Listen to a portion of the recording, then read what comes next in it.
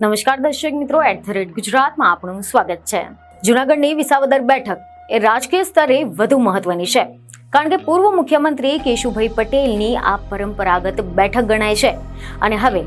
આગામી સમયમાં યોજાનાર વિસાવદર વિધાનસભાની પેટા ચૂંટણીને લઈને વધુ રસાકસીનો જંગ જોવા મળશે, કારણ કે આ ચૂંટણીને લઈને હવે તમામ રાજકીય પક્ષોમાં સડવડાટ જોવા મળી રહ્યો છે।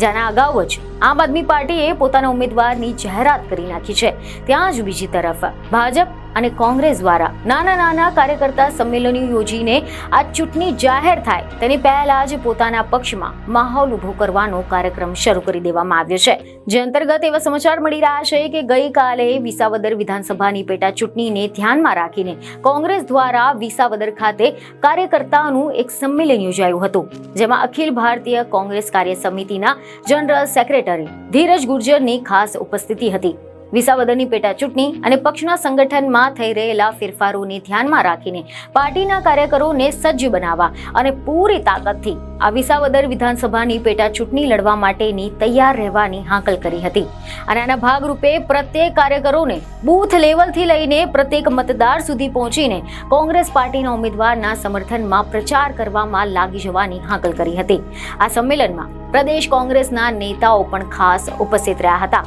અને ખબરો એવી મળી રહી છે કે આ દરમિયાન અખિલ ભારતીય કોંગ્રેસ